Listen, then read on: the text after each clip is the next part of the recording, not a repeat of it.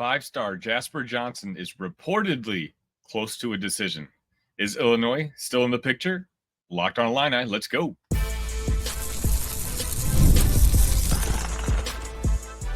You are Locked on Illini, your daily podcast on the Illinois Fighting Illini. Part of the Locked On Podcast Network, your team every day. Thank you once again for making Locked on Illini your first listen every single day.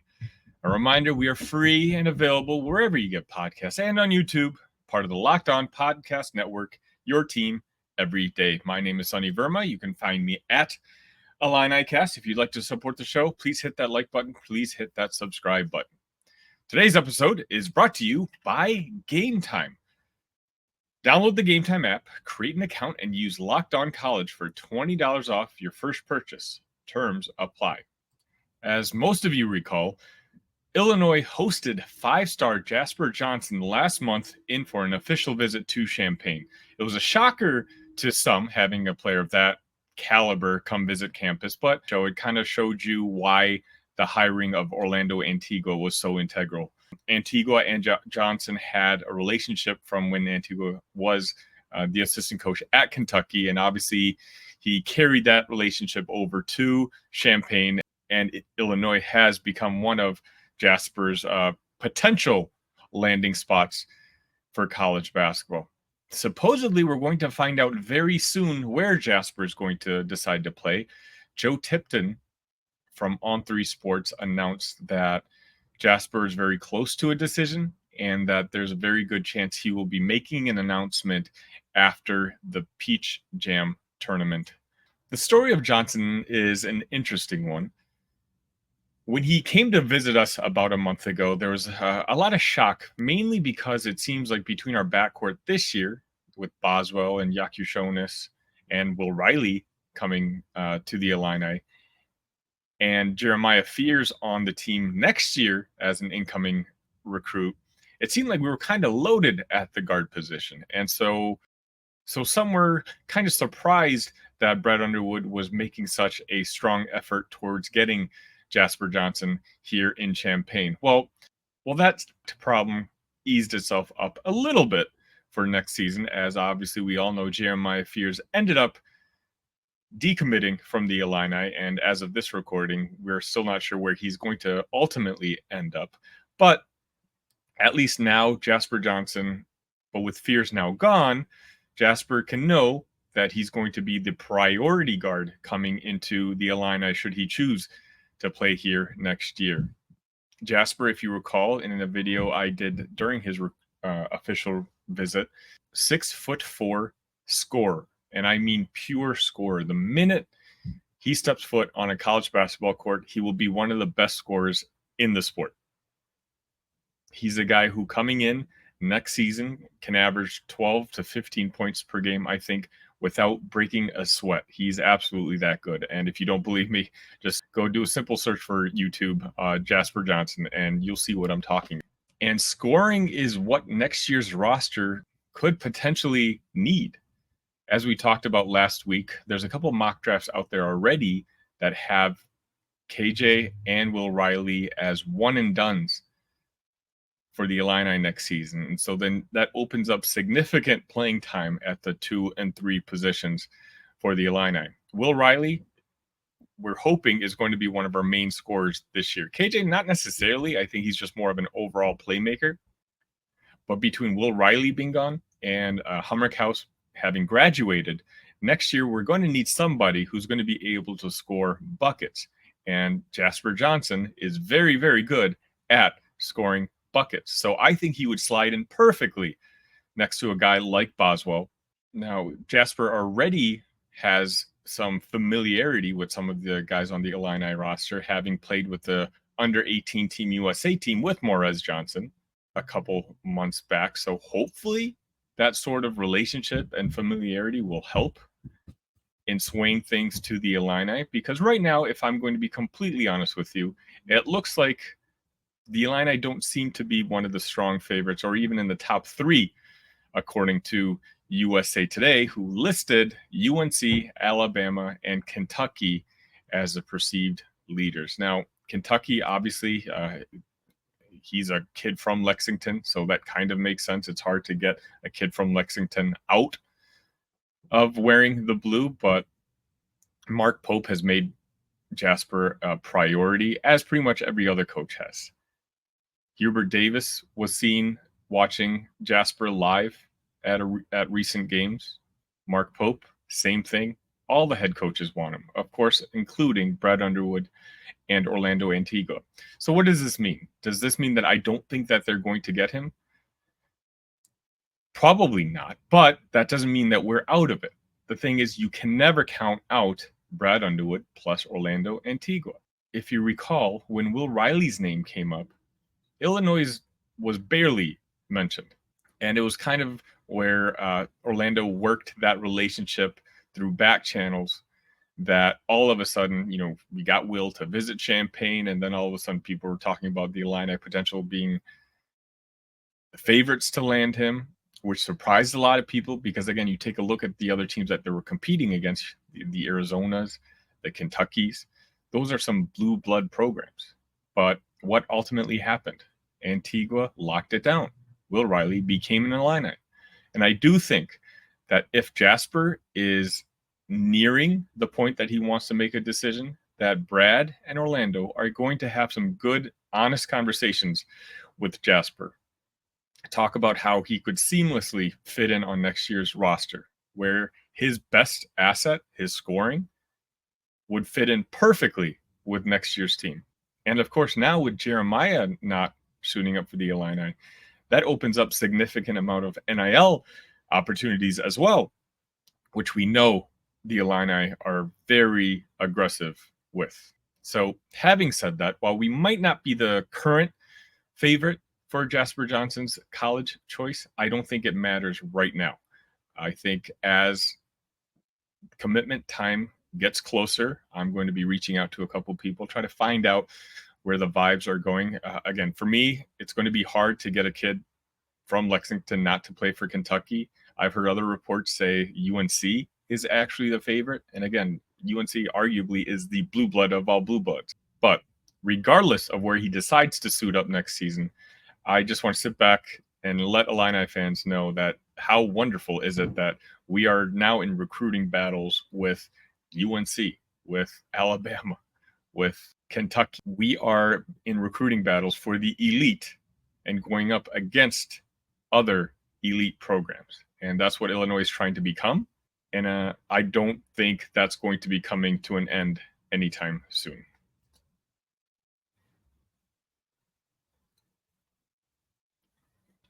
Passion, drive, and patience. The formula for winning championships is also what keeps your ride or die alive.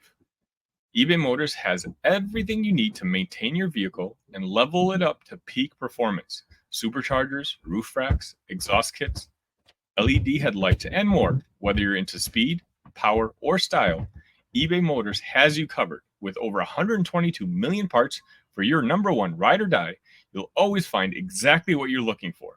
And with eBay Guaranteed Fit, your part is guaranteed to fit your ride every time or your money back.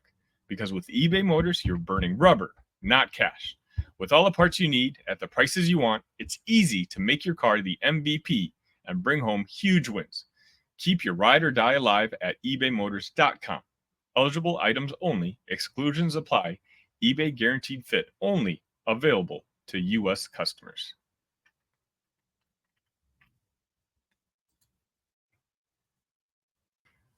Don't look now, but football season is right around the corner. Next week, July 23 to 25th, I believe, is going to be the Big Ten Media Days at Lucas Oil Stadium in Indianapolis. Illinois is scheduled to go up July 23rd, where you'll kind of get to hear Brett Bielema give a kind of a state of the program type of speech, and reporters will be able to ask some questions. And one of those reporters might be me.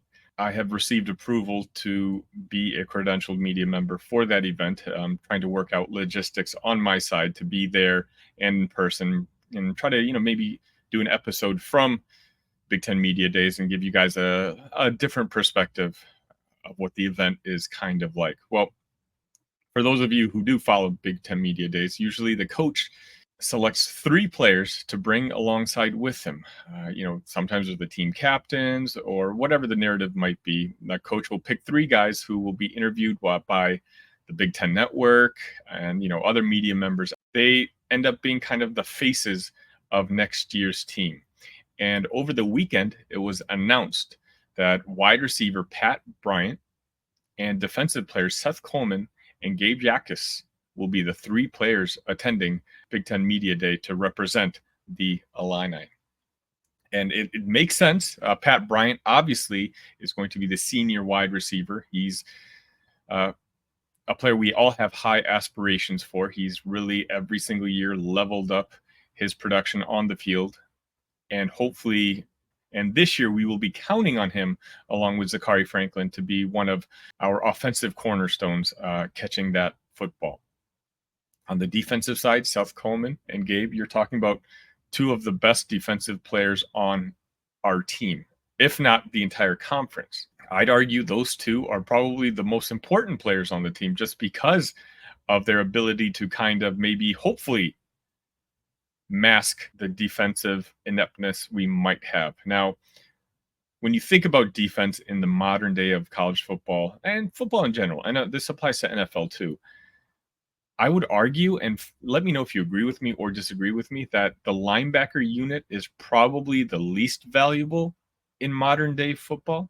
And so with Illinois, I don't think there's any question that the linebacking unit is probably the strength of our defense. And so we're going to be counting on these guys to really play at their peak levels in order to make up for the other units, which might not necessarily have the top end talent like the linebackers do. I did want to mention that I do think it's kind of notable that Luke Altmyer was not picked as one of the guys to be traveling over to Indianapolis. But on the grand scheme of things, it's not too big of a surprise. I think I saw a stat, and correct me if I'm wrong, I think only like 5 of the teams in the Big Ten are sending a QB representative as one of their 3 players. So that in itself is not a big deal. But as most of you who do watch this show, and you everydayers, which I humbly I appreciate all of you, you guys know I have very high expectations for Luke Altmyer. I think the Penn State game really kind of ruined the perception of folks when it comes to Luke. But at the back half of last season, I think he was not just an average quarterback, but I really think that Luke Altmyer is one of the 6 or 7 best quarterbacks in the Big Ten, and he has that capability next year. If there's one thing I'm worried about, is something we kind of dealt with Brandon Phillips as well. I don't know if Luke has that sort of alpha mentality that's sometimes needed to control the huddle. And I've heard those whispers from other sources as well.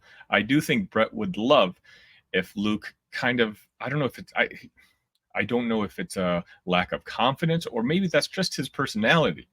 But sometimes, we had Tony DeVito, and even John Paddock last season was considered a pretty assertive player by his teammates. Luke has all the talent in the world. And, I wouldn't be referencing him almost multiple times a week on this show if I didn't think that. But I do think that while there's things to work on the football field, there is also certain traits that he may need to kind of own and work on off the field. And I think Brett Bielema and the coaching staff is also kind of closely monitoring the situation. I really sincerely hope that Luke Altmyer will be traveling to Indianapolis at least the next 2 seasons to represent the Illini, because that kind of tells me that he's asserted himself as one of the offensive team captains, as I think a quarterback should be. Are you watching Fox Sports or ESPN on your TV all day? Have to turn down the volume with all that shouting? Make the switch to Locked On Sports today, a free 24/7 sports streaming channel programmed for you every day to bring you the biggest stories without all the screaming. Locked On Sports Today brings you can't-miss analysis, opinions, and news streaming 24/7 on YouTube or the free Amazon Fire TV channels app. Part of the Locked On Podcast Network, your team every day. So the NBA Summer League started this past week, and I wasn't sure whether that would be content that the community here at Locked On Illini wanted, but now I have my answer. On Friday, when I posted Terence Shannon's debut rapid reaction, that ended up being the highest viewed video of this entire channel's history. So I know Illini fans, it's the off season, so I get it. There's not exactly everyday news to kind of talk about. So, I'm going to continue just to provide every now and then kind of updates, maybe on a weekly recap, or, obviously if there's another game like what Terence had on Friday, I'll just go live immediately after because, just trying to keep tab on our own guys. And keeping tab is what I'll do here. Terence, as I said, 25 points Friday. You guys all know the story at this point. He was clearly the best player on the basketball court on Friday, and he had another solid game on Sunday against the Indiana Pacers. Terence went 6 for 11 with 19 points, 4 rebounds, 2 assists, 2 steals, and 3 blocks. He went to the free throw line 8 times, making 7 of them. Terence is very clearly establishing himself as one of the better. No, I'm going to retract that. I think Terence Shannon is clearly establishing himself as the best player on this Minnesota Timberwolves team, and that includes fellow lottery pick Rob Dillingham, who himself was 5 for 14 on Sunday. Terence is I think he's made for this. Again, he's one of the older players probably playing in the Summer League, so his production isn't exactly surprising, but I fully do think that he's going to surprise a lot of Minnesota Timberwolves fans and really etch out a spot for himself in the rotation. Again, I talked about it. I've got a interview with Locked On T-Wolves host Ben, who I think I'll probably be posting that on Wednesday or Thursday of this week. So stay tuned for that, where we just kind of talked about what potential roles Terence might have on Minnesota. But I do think that obviously that was recorded before the Summer League started, so his opinion might have changed since then. Definitely go check out his channel and see what he says about Shannon's performance since our interview. But it is nice for us Illini fans to see that Terence is grabbing the bull by the horn, and his production really hasn't fallen off at all from his college performance, now jumping into NBA Summer League. And hopefully he can win the MVP of the tournament. He can get some accolades, and if nothing else, that's going to help him build some confidence as he ultimately prepares for next season. Marcus Domask had his debut as well on Saturday with the Chicago Bulls. I believe he had 2 points on one of two shootings. On one of two shots. He played 7 minutes, 2 rebounds. He was a +8 while he was on the floor. Marcus, he talked about a little bit after the game that he's not necessarily used to not having the ball. So he's trying to figure out what his role is going to be at this level. At Illinois, obviously everything ran through him.